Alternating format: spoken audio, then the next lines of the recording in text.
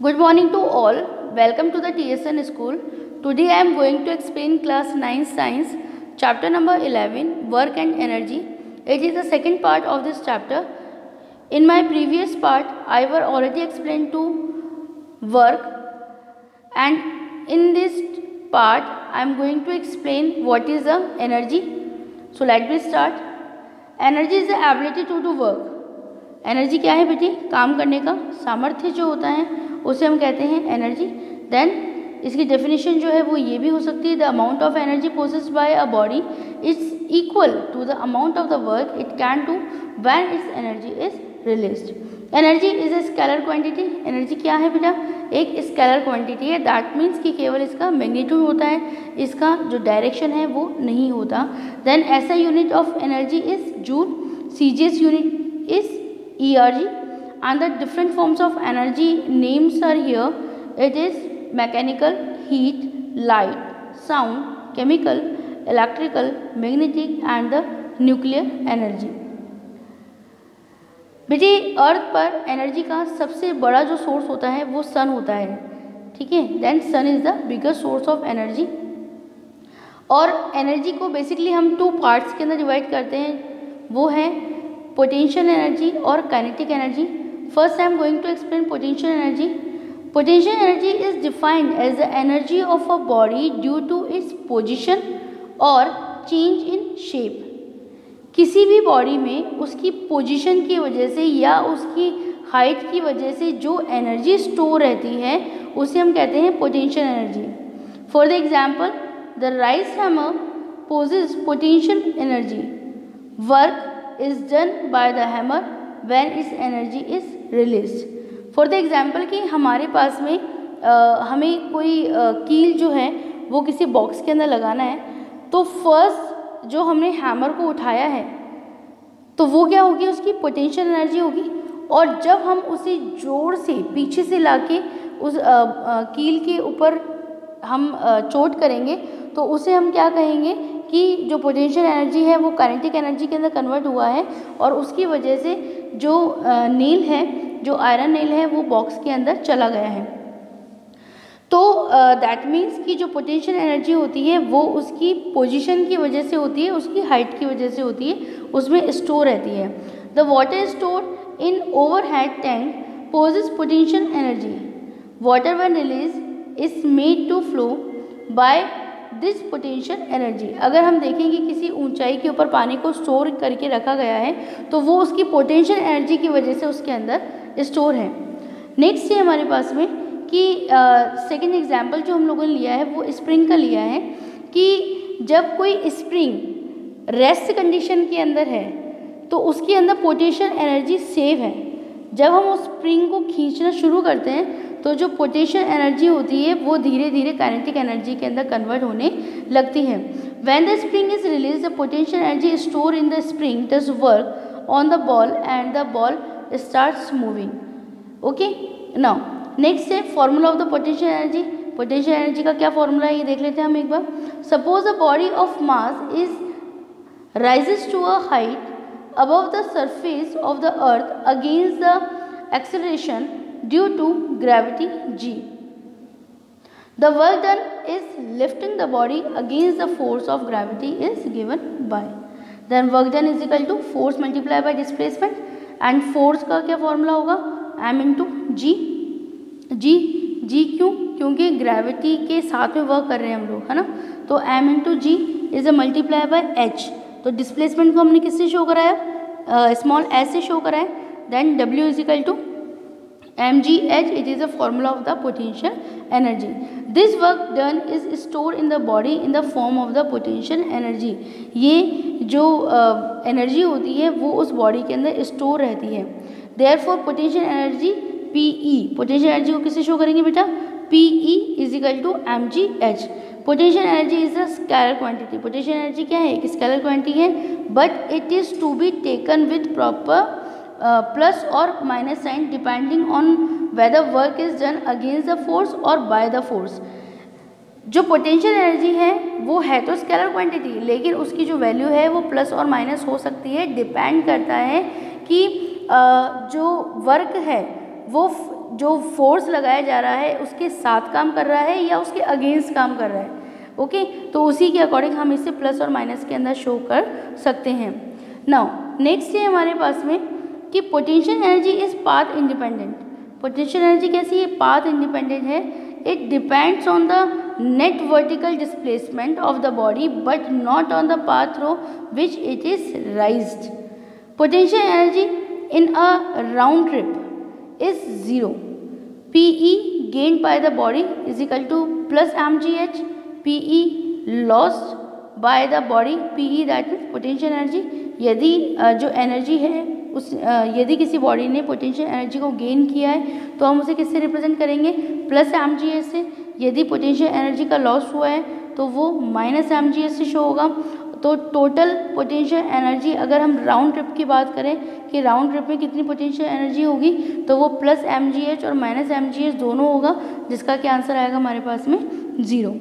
Therefore gravitational force is a conservating force. Now next है हमारे पास में काइनेटिक एनर्जी। तो काइनेटिक एनर्जी क्या है बेटा? जब कोई ऑब्जेक्ट मोशन में होता है तो उसके अंदर जो एनर्जी होती है, मीन्स उसकी जो स्पीड होती है ना, उसे ही हम वो उस स्पीड से वर्क करता है, तो हम कहते हैं कि ये उसकी काइनेटिक एनर्जी है। समझे? जब कोई ऑब्जेक्ट, पहले हम लोगों ने देखा पोटेंशियल एनर्जी क्या था कि जब ऑब्जेक्ट जो है वो रेस्ट कंडीशन में है तो उसके अंदर जिस एनर्जी की वजह से वो रेस्ट कंडीशन में बना हुआ है तो उसे हमने क्या कहा? पोटेंशियल एनर्जी कहा, जो कि उसकी पोजीशन की वजह से या उसकी हाइट की वजह से उसमें स्टोर रहती है। नाउ नेक्स्ट है हमारे पास में काइनेटिक एनर्जी। तो काइनेटिक एनर्जी के लिए हम लोग कह रहे हैं कि जब कोई ऑब्जेक्ट मूविंग कंडीशन में होता है, मतलब रेस्ट कंडीशन में ना होकर जब वो मोशन क्रिएट कर रहा है तो उस मोशन की वजह से उसमें जो एनर्जी होगी, जो उसमें स्पीड होगी, जिसकी वजह से वो काम करेगा, जिसकी वजह से वर्क परफॉर्म होगा, उसे हम क्या कहेंगे? उसकी काइनेटिक एनर्जी कहेंगे। Then kinetic energy is defined as the energy of a body due to its motion. Every moving body possesses kinetic energy. जितने भी हम लोग देखेंगे कि कोई भी ऑब्जेक्ट जो है, कोई भी बॉडी जो है वो मूव कर रही है, उसमें मोशन क्रिएट हो रहा है, दैट मीन्स कि उसके अंदर काइनेटिक एनर्जी है। फॉर एग्जाम्पल दिया है, a moving cricket ball possesses kinetic energy. जब जो क्रिकेट बॉल है, जब वो बैट से लगने के बाद में जब दूर तक जाती है तो उस बॉल के अंदर क्या है? बैट से हिट होने की वजह से उसके अंदर काइनेटिक एनर्जी आई है और काइनेटिक एनर्जी की वजह से ही वो जो जितनी दूर तक जा सकती है उतनी दूर तक वह जाती है। नेक्स्ट है यहाँ पर, every moving parts in this engine possesses kinetic energy. यदि हम कोई भी मशीनरी ऑब्जेक्ट देखते हैं जो कि मूव कर रहा है तो उसके अंदर वो जो मूवमेंट हो रहा है वो उसकी काइनेटिक एनर्जी की वजह से हो रहा है। Formula of the kinetic energy, suppose a body of mass m moving with a velocity u is acted upon by a force F for time t. Let v be the final velocity and the s be the displacement of the body at the end of the time. I have already explained to you in my first part कि जब हम ये topic करेंगे तो हम क्या करेंगे, हमें जो प्रीवियस चैप्टर्स हमने कंप्लीट करे हैं उनके टॉपिक्स हमें यहाँ पर लेने होंगे। तो जैसे कि इनिशियल वेलोसिटी, तो इनिशियल वेलोसिटी को हमने किससे शो करा? u से शो करा है। फाइनल वेलोसिटी को हमने किससे शो करा है? v से शो करा है। इसके अलावा जो मास है, मास को हमने किससे शो करा है? स्मॉल m से शो करा है। ठीक ऐसे ही इसके अलावा जो डिस्प्लेसमेंट है, तो डिस्प्लेसमेंट को हमने किससे शो करा है? s से शो करा है। The work done by the force is displacing the body is given by work done is equal to force into displacement. ठीक है, नाउ यहाँ पर हम लोगों ने ये ले लिया कि W इज इक्वल टू क्या होगा? Force into displacement. क्यों? क्योंकि जितना फोर्स अप्लाई किया जाएगा और जितना उसमें डिस्प्लेसमेंट होगा तभी हम कह सकते हैं कि इस बॉडी ने, इस ऑब्जेक्ट ने इतना वर्क किया है। तो W is equal to F into S हो गया। Then F is equal to क्या होगा बेटा? M into A. कैसे होगा M इंटू ए? M यानी मास और A यानी एक्सेलरेशन और S हमारा डिस्प्लेसमेंट। तो ये जो वैल्यूज़ है वो हम लोगों ने यहाँ पे पुट करा। तो वी नो वेरी वेल कि v square is equal to क्या होता है? u स्क्वायर प्लस 2as, यही होता है ना। देखिए यहाँ पे v square is equal to U square plus 2s। तो अगर मुझे s की वैल्यू निकालनी है तो ये क्या हो जाएगा, v square minus you square upon 2a। ये किसकी वैल्यू हो गई हमारे पास में, s की वैल्यू हो गई। ओके, तो जब हम इस वैल्यू को इस इक्वेशन में पुटअप करते हैं तो सब्स्टिट्यूट जब हम करेंगे तो w इज इक्वल टू क्या आएगा हमारे पास में, half m v square minus का u square. This work done is possessed by the body in form of kinetic energy. ये जो वर्क होगा वो उस बॉडी की काइनेटिक एनर्जी की वजह से परफॉर्म होता है। देयरफॉर काइनेटिक एनर्जी के काइनेटिक एनर्जी को किससे रिप्रेजेंट करेंगे हम, के से। पोटेंशियल एनर्जी को किससे रिप्रेजेंट करा हमने, पी से। तो काइनेटिक एनर्जी का फॉर्मूला क्या हो जाएगा हमारे पास, half m v square minus का u square. If the body is initial at rest its final velocity is v। तो उस कंडीशन के अंदर क्या होगा, यदि मान लीजिए कि इनिशियल वेलोसिटी जो है वो 0 हो जाती है ना। जो इनिशियल वेलोसिटी है हमारे पास में, अगर u इज इक्वल टू 0 हुआ तो वैल्यू को पुटअप करने के बाद में क्या आ जाएगा, वैल्यू को पुटअप करने के बाद में आएगा हमारे पास में K E is equal to half mv square. Okay, now next है काइनेटिक एनर्जी के बारे में यहाँ पे नोट दिया है हमने कि kinetic energy is directly proportional to the mass of the body and directly proportional to the square of the velocity of the body. ये 2 लाइन्स कहाँ से आई है, ये फॉर्मूले में से ली है हमने कि डायरेक्ट प्रोपोर्शनल होती है मास ऑफ द बॉडी यानी m and directly proportional to the square of the velocity of the body. तो वेलोसिटी का क्या लिया हम लोगों ने, initial velocity, final velocity minus initial velocity. तो v स्क्वायर माइनस का u स्क्वायर इसके डायरेक्टली प्रोपोर्शनल होती है kinetic energy. If mass is double then kinetic energy is double and if the mass is half the kinetic energy is also half.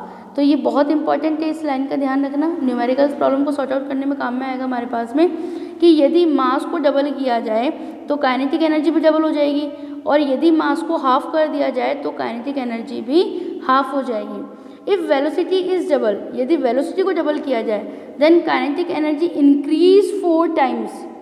ठीक है, जब velocity को double कर दिया जाए तो काइनेटिक एनर्जी कितनी इंक्रीज हो जाएगी बेटा, 4 टाइम इंक्रीज हो जाएगी। And if the mass is half then the kinetic energy reduce to 1/4 of its original value. Kinetic energy is always positive. ये देखिए, इसका ध्यान दीजिए, ये इंपॉर्टेंट क्वेश्चन पुटअप हो रहा है आपके पास में यहाँ से। हमने वहाँ पे पोटेंशियल एनर्जी की बात की थी तो वो पॉजिटिव और नेगेटिव हो सकती थी, लेकिन ये कह रहा है कि काइनेटिक एनर्जी जो होता है उसकी वैल्यू हमेशा पॉजिटिव ही होती है। क्यों होती है, तो देखिए mass is the always positive. क्यों होगा, क्योंकि मास हमेशा पॉजिटिव ही होगा। Even if the velocity is negative square of the velocity will be positive. यदि वेलोसिटी जो है उसकी वैल्यू अगर नेगेटिव है, अगर हम उसका स्क्वायर करते हैं तो स्क्वायर करने से क्या होगा, वेलोसिटी की जो वैल्यू है वो पॉजिटिव हो जाएगी। कैसे, मैं समझा देती हूँ एक बार आपको। देखिए मान लीजिए -2 है, -2 का अगर हम लोग स्क्वायर करते हैं तो क्या होगा, 2 2 ज़ा 4 और माइनस माइनस क्या हो जाएगा, प्लस हो जाएगा। तो वैल्यू किस में आ गई, प्लस के अंदर आ गई। ओके, और दूसरी बात कह रहा है कि मास जो होगा वो हमेशा पॉजिटिव ही होगा, मास को तो हम नेगेटिव नहीं ले सकते ना कभी भी।